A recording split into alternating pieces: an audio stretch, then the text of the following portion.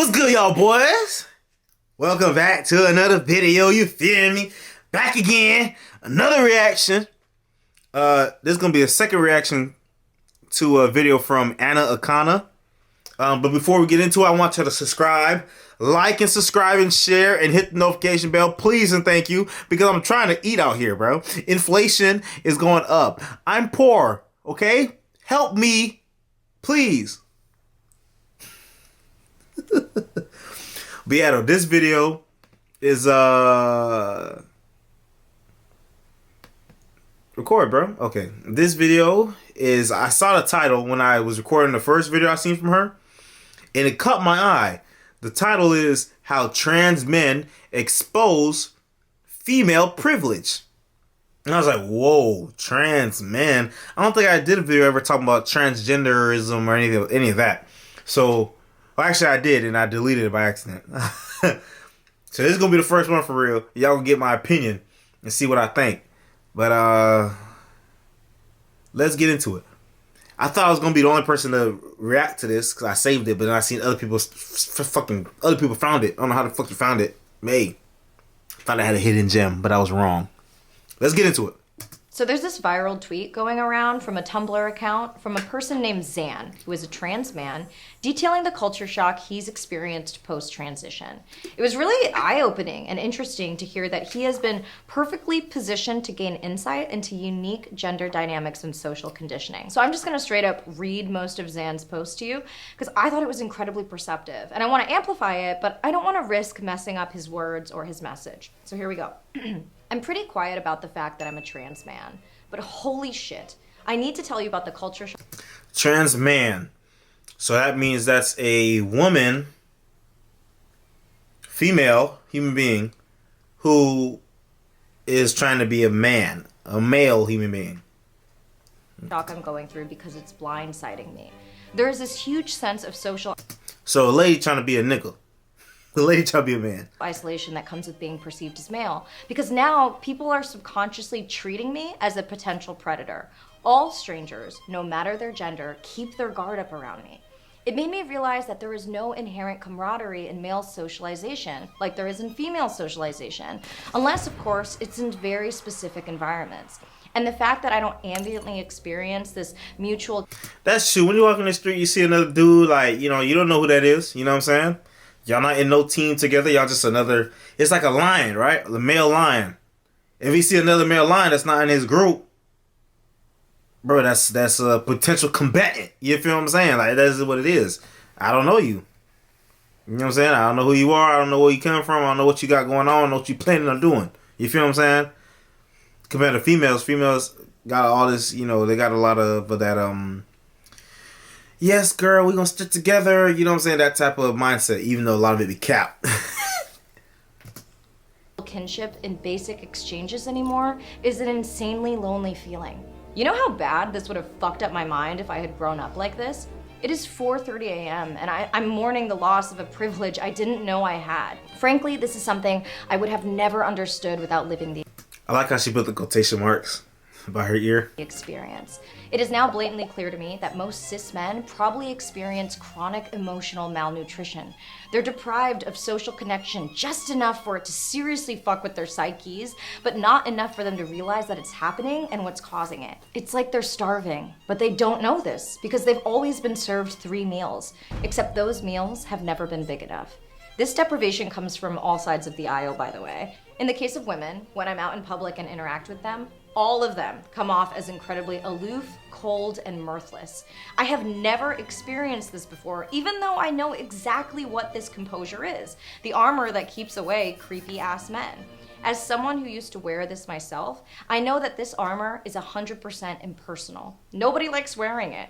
Yeah, imagine how it feels you walking around and, like, you know, people kind of see you as like a, you know what I'm saying? Like a potential threat. You know what I mean? And really, you just be chilling.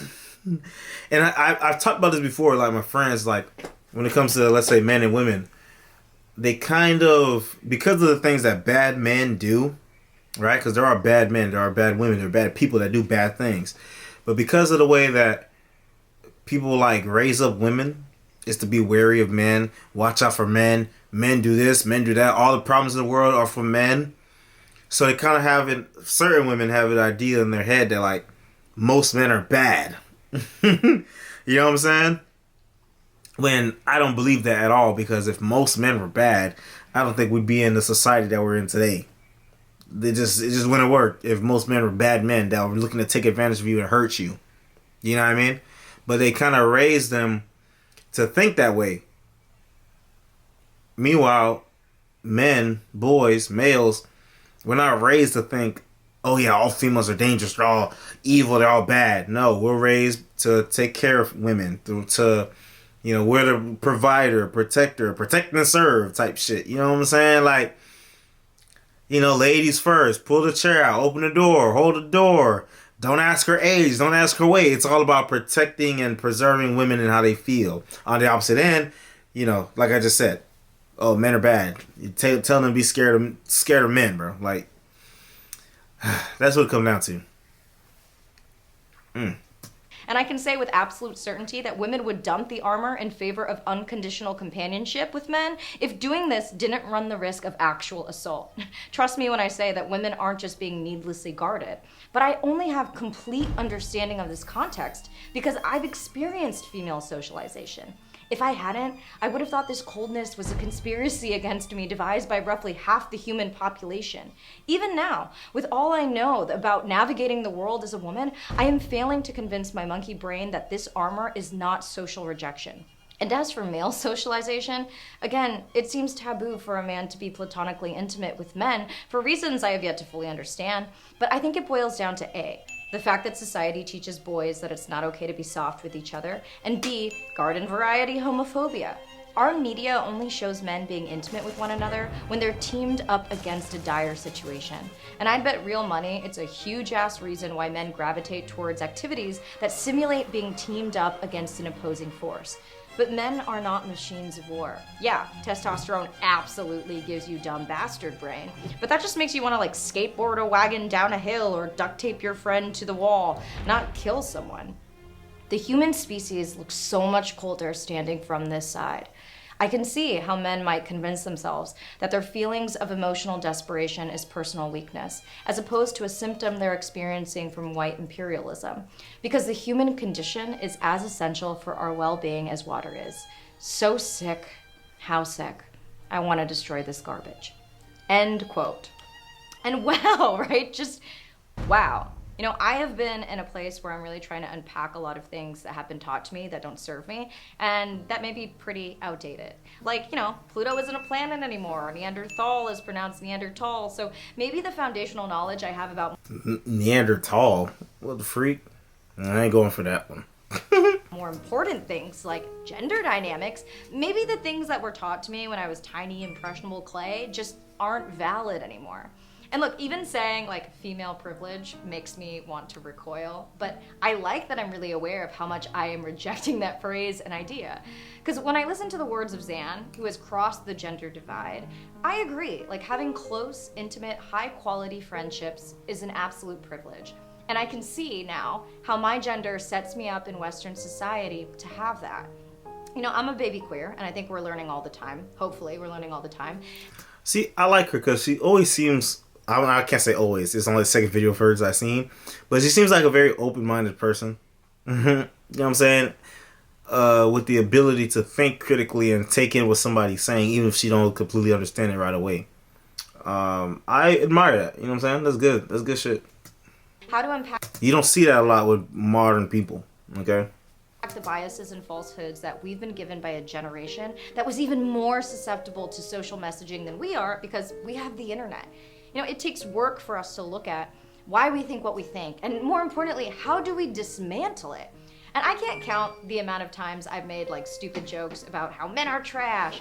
And so some of the work I've been doing specifically around gender is to just intentionally and actively look at why do I think that? And what is the male experience, whether it's cis or not? So she has a point when the guy in the quotes, well, the girl in the quoted message, how they said platonic intimacy between males is not really promoted or supported type of thing, which I understand that. You know what I'm saying? I remember one time one of my friends, he's younger than me. He he young, he just got his first car, all that stuff. And he had hit me up one day talking about if he could slide through and if he could like just hang with me for a little bit. And he said no homo. And I was like, no homo. Nigga, what? You just asked if you could hang with your boy. Like, why are you saying no homo for? What are you talking about, bro?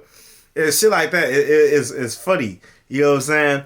So I get what they mean when she's saying that. And how am I contributing to the toxic masculinity in that space? How am I making it unsafe for men to express themselves emotionally? And what am I taking for granted as someone who is female identifying and assigned at birth?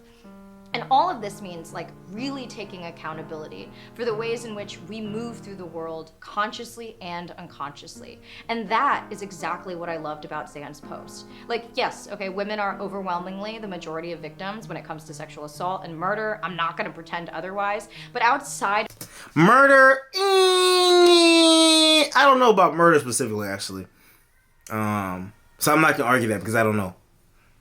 If she said violent crimes, then that would have been wrong, because men are the victims of violent crime more than women are. And I'm assuming that would include murder. You know what I mean? But look it up for yourself. I don't know. Of that really extreme violence, in what ways can I as an individual take care of other human beings regardless of how they identify? And in what ways can we work together to dismantle old systems that are leaving half of the population incredibly lonely, emotionally starving, and malnutritioned socially? Because I can't imagine a life without my friends and without a support system. The idea that 50% of the people I know have to have that life, that is incredibly sad. So I hope Zan's words and unique perspective also reach you and help you look at the ways in which we can operate in a more conscious, compassionate place to create a better world for everyone. I'm Anna Arcana. Thank you to the patrons who supported today's video, and thank you as always to my daddy Squarespace for... Well, she called Squarespace her daddy. So that's interesting. You know, it's an interesting position. You know, you're born a woman, you've experienced life as a woman, and then you kind of go incognito to the other side, and you see the differences, and you're like, yo, it's like a whole alien world. And you're not used to seeing how men operate, how society has had men operate, how nature has had men operate since the beginning. So it's like a culture shock to you almost, and it's like, whoa, like, what the freak? But it also goes to show you, because the experience, if it was like reverse, if it was a man trying to be a woman, it wouldn't be the same. Because, bro, niggas already know how y'all operate. Men already know how, generally speaking, men know how women operate. You have to, because we pursue you guys, right? We pursue women. So, just like, and some of y'all might get mad at this analogy that I'm about to make. But let's say a hunter, right? Someone who goes hunting, and they're hunting a specific type of a deer or whatever, right?